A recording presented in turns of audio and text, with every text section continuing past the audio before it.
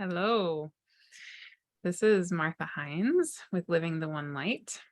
And today I am interviewing Vanessa Nixon, who is a good friend and a traditional naturopath. And she's coming out with a new book, which is so beautiful and exciting. And this book is called Meno-Morphosis.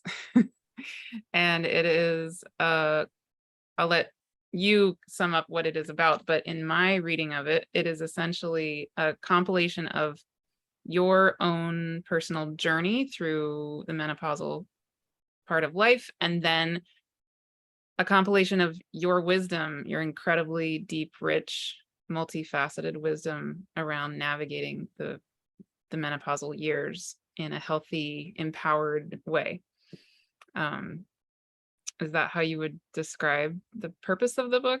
Or Well, thank you for that that summation. That is perfect. Yes, that's exactly my intention for this book, was really to offer up support for women who are navigating this period of life, because it is challenging. It's a big transition, a whole journey of transitions and shifts and changes, uh, and it's not often talked about. And women in this period of life often don't feel supported through it. And when they're not, then they're not able to really take the opportunities that are available to us. And that's, I think, the key message I wanted to get through in this book, was that all of these shifts and changes create opportunities for us to step into who we really are authentically, to really be able to bring forth our gifts and our talents in a very meaningful, impactful way. And so because of that, I think it is an incredibly powerful and potent time for women, and it often gets overlooked. Women often don't see that, those openings. They don't see this as their most creative period of life. They don't see this as their most powerful phase, because of all of the conditioning of our culture, which makes us sometimes feel invisible. Once we no longer can bear children, we get the idea that we're not valued anymore in this culture. And so I really wanted to reframe that. It's actually the opposite. We can be the most valuable because we've had so much experience, we've had so much wisdom, and that reproductive energy can no longer be used to create children, but that reproductive energy is still there, that creative force, and sometimes is even more powerful. And so we really can embrace our magic in using this creative life force to birth other things into this world, to birth communities and new relationships and new careers and new creative works. And so that is the overall message that I wanted to send with this book. And then I also wanted it to be really practical. So I wanted to be able to give women things that they could use, things that they could do right away if they are experiencing challenges, if they're experiencing symptoms, if they really want to be able to navigate this gracefully, with joy, in a natural way. Or if maybe they've gone a more conventional route and they haven't had success, they haven't had the relief that they're looking for, to let them know there are other options. There are more natural options that can really support this process of coming into yourself in an even more deeply authentic way. Beautiful. And I would love to come back to all of much of what you just said, because I would love to hear a little deeper layers of those things. But maybe we can start with a bit of hearing hearing a bit of your own journey, because you start the book with your own journey, and I learned some really wonderful things about you and how you got to this point just by reading that section of the book. And I would love to hear a little more. So would you like to share with people? Absolutely. Yeah. Thank you. Well, I start out the book by saying in a period of 2 years' time, I turned 50. I went through menopause. I got divorced. I moved out and bought a house on my own for the first time in my life. I restarted my career after having put it on the back burner to raise 3 children for 20 years. I became an empty nester. My children moved out on their own and was living in a new city. And so basically, I was reinventing my entire life, all within this very short span of time. And it was intense. Mm. I mean, there was a lot of emotional upheaval with all of those things separately, but with all of them happening at the same time. Mm. It was the most challenging period of my life, I can say. And at many points during that period of time, I was very stressed, not knowing how I was going to manage and navigate some of the things that I needed to. And sometimes finding myself like very frazzled, like, I don't know what I'm doing here. I don't know what's going to happen. And feeling the anxiety around this, not knowing how I'm going to navigate this, how I'm going to manage it, how I'm going to get through. And, had some very low periods where like everything felt out of my control. Mm. Like not one part of my life I had any control over. And in those moments, there were 2 things that created a turning point for me. And those 2 things were that, number one, I remembered I had tools, I had techniques, I had wisdom, I had my education as a traditional naturopath. And I think as women, when we hit those rock bottom points, it's because we've forgotten. Mm-hmm. We've forgotten who we are. We've forgotten the wisdom that we carry. And when we remember that, suddenly everything shifts. So I realized I'm not using any of my stuff. I'm not using my magic. I haven't been tapped into that. I haven't been using all of these things that support me so well. Mm. And so I was able to reframe my mindset, say, okay, I'm feeling really stressed. I can use these herbs, or I can use these mindfulness techniques, or all of the things that I know work for me. And I might be having some of these symptoms. Okay, well, I can address that. I know how to do this.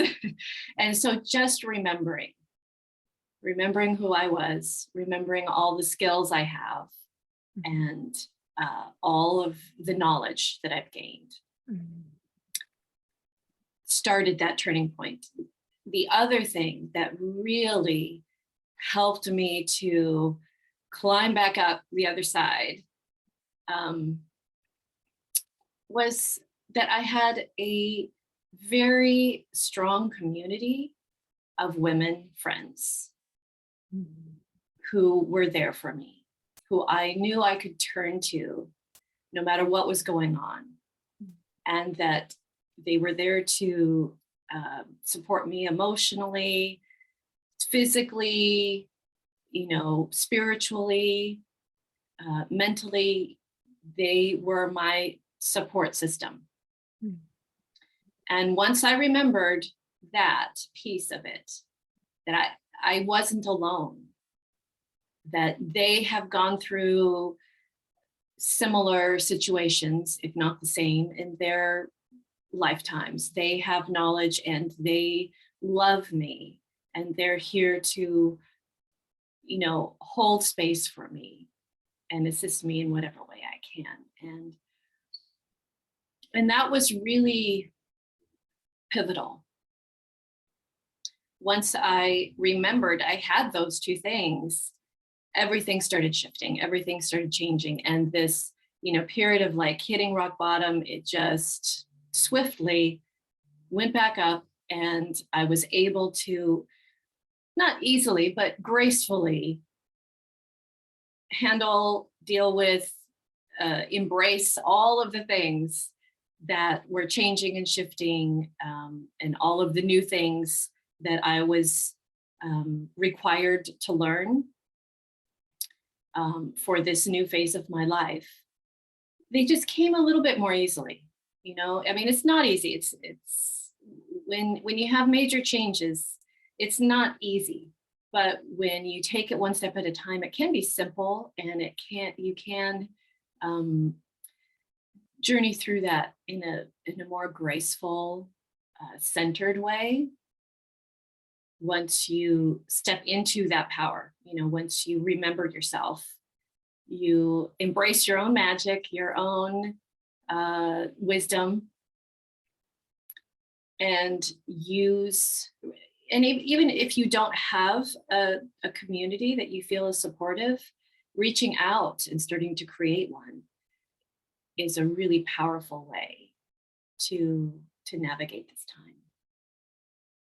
Yeah, well, the theme that I feel when I hear you talking, and also when I was reading your book, is essentially on many different levels, this remembering of connection.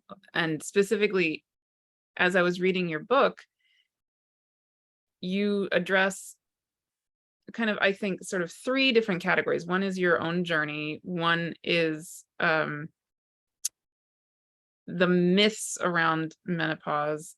And then the third, and you can correct me if I'm wrong, but these are the three categories I saw. The third category was these practical, grounded pieces of advice around, different herbal remedies and supplements and foods and all of that kind of thing. But the thread through all of it for me was, from my own personal experience of reading the book, was that even though I'm your perfect target audience, because I'm 45 years old and I absolutely am 1000% all in with, eating organic and eating simply and using herbal remedies and all that kind of thing.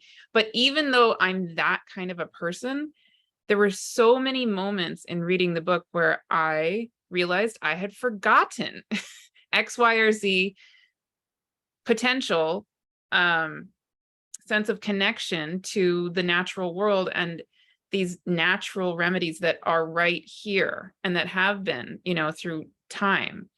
And even the littlest thing, like you mention, the importance of greens. I mean, of course I love kale and I love collards and all that, but it's so simple and so powerful. One of my favorite lines in the book is where you explicitly name that, and correct me, I'm forgetting the exact words, but something along the lines of nourishment is much more powerful than, I can't remember the other part of the sentence, but yeah. I have a whole section on, it's basically talking about our culture's obsession with dieting and depriving ourselves, eliminating things from our diet and taking away. And and so I just find it much more powerful to think about, especially in terms of eating, but this also applies to anything that you are consuming in any way. Thinking of it in terms of nourishing yourself. Yes. There are, obviously in our culture, there's lots of I call them food-like substances that we eat, and we are bombarded with advertisements to eat. And so, yeah, cutting things like that out of your diet can be a necessary step. But when we approach it by thinking, well, what are the things that I actually need to nourish myself? Right.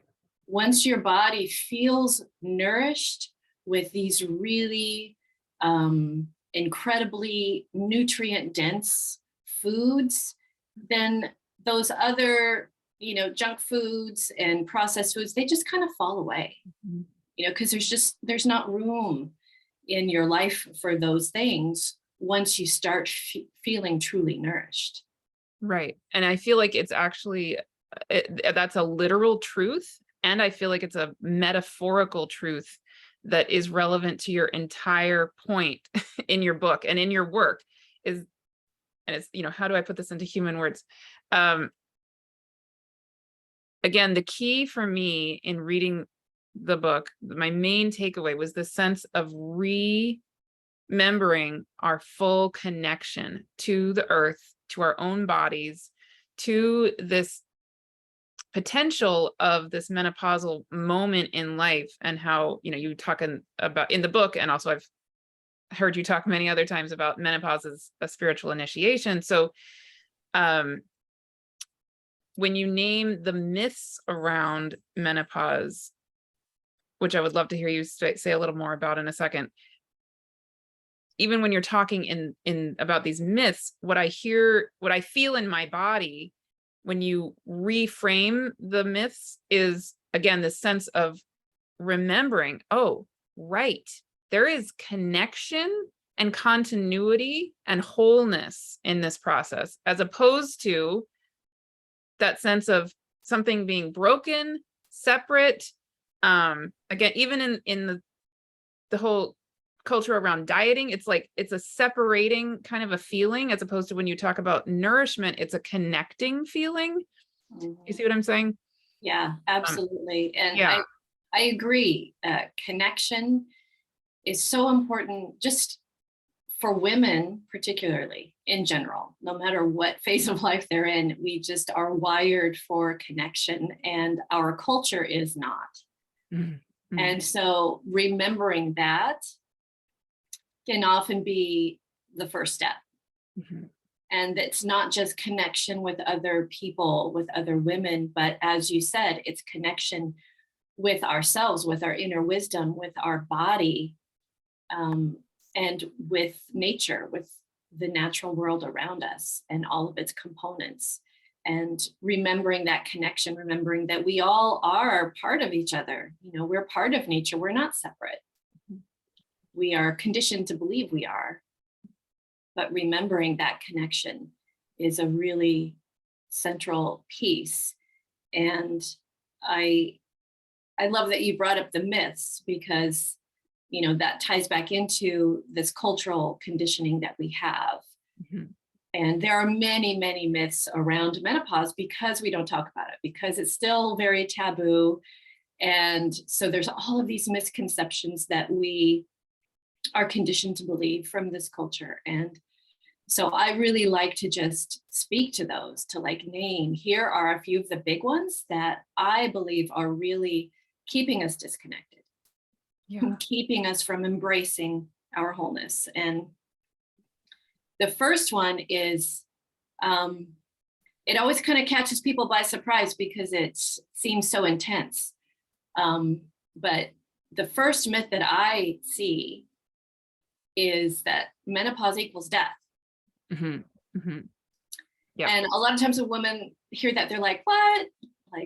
I've never heard that. But really, when you think about how our culture treats women, who are menopausal, and also when you think about the fact that we, just a couple of centuries ago, had a very much shorter lifespan as women. I believe 200 years ago, the average lifespan of a woman in the US was around 35 years old. Wow. So if women actually made it to menopause, they felt like they had lived a pretty long, full life. Many women did not make it to menopause. So I think we still have that ancestral memory of menopause being very close to death. But there's also another piece around that, and that is that it is a death, excuse me, of our reproductive years. Menopause marks the time in a woman's life when she can no longer reproduce children naturally. And so I think it is important to name that and to grieve or celebrate that in your own way. For some women, that's a celebration. They've been waiting for this.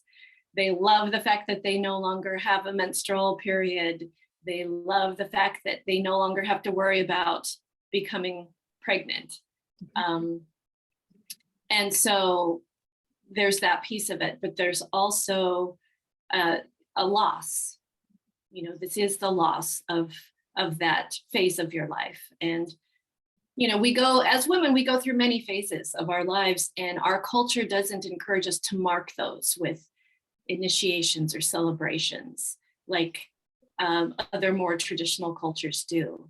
And I think that is one of the reasons why we often kind of feel a little bit lost, and we don't know how to navigate these changes and shifts because we aren't held, we don't name these transitions. So just naming that yeah, this is the loss of my reproductive years. And now I'm going on into a new part of my life. And so it's important to grieve if you need to. And many women do need to grieve that before they can then feel like they can step into this new phase of life in a really healthy way and be able to celebrate it for what it brings. So yeah, menopause does equal death in certain ways, but if we're able to reframe that as, this is not the end of your life. At this time in history, women the average lifespan is in the early 80s, depending on where in the world you live. So many women are living not only more years after menopause than before, but more decades. Like, this is the second half of your life. You have a whole second lifetime. In traditional Chinese medicine, they refer to menopause as a woman's second spring. So they refer to it as a rebirth. It's almost like you're in the maiden phase again, but this is, you have basically a second chance to recreate your life. It's a rebirth. It's the spring of rebirthing how you want your life to look now. Because most women, I have found, have spent the first half of their lives creating their life in accordance with their culture or with their family's expectations, and navigating it so that it helps other people, putting their energy into families, into their children, into society's expectations, but really externally. And the second phase of life can be for you. Now you can really direct this creative life force energy into what you really deeply want to bring into the world. And that's why I feel it can be so impactful for women at this time, because they really can focus their energy. They've raised their children if they decided to have children. They maybe had a fulfilling career. And now it's time for us. It's time for us to bring our magic into the world. Yes, absolutely. I agree with all of that and support all of that and celebrate all of that. Thank you.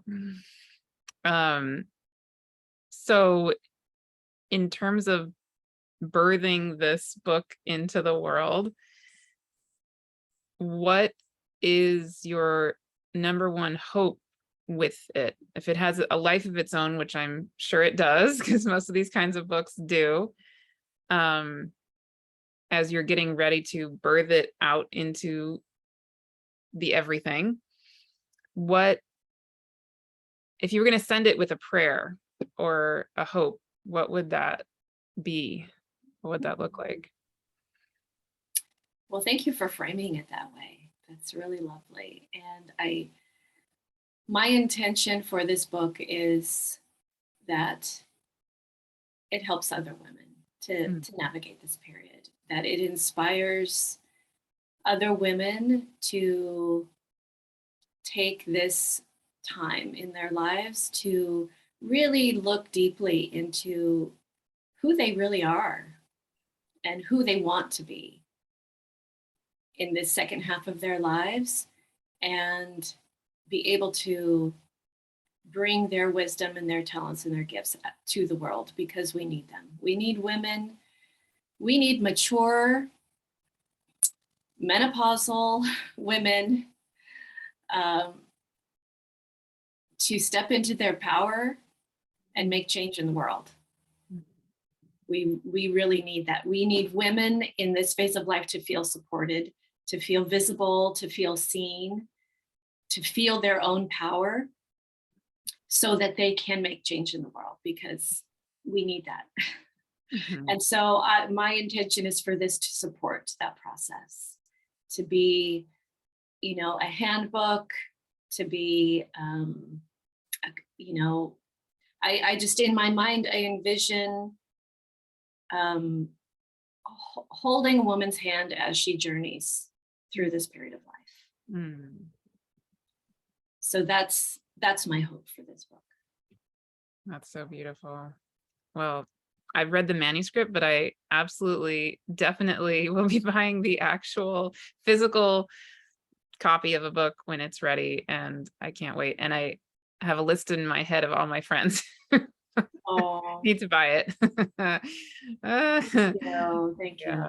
Yeah, because I mean, we haven't gone into this in this interview, but people will see when they get the book that it's chock-a-block full of so many practical pieces of advice, just from your medical background, your naturopathic background. And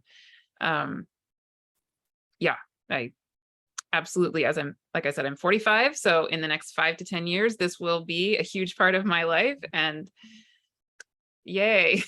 Thank you. Yes, you're welcome. I just, I want women to know that they have options. There are things there. Nature supports us through this process. Yes. Naturally. It doesn't have to be something to be afraid of, or hesitant or dread. I know a lot of women who dread it, thinking that everything, their bodies are going to change. And yeah, your body is going to change. And that can be a really great thing. It can be a wonderful change. And there are so many ways that we can feel held and supported through that. Yay.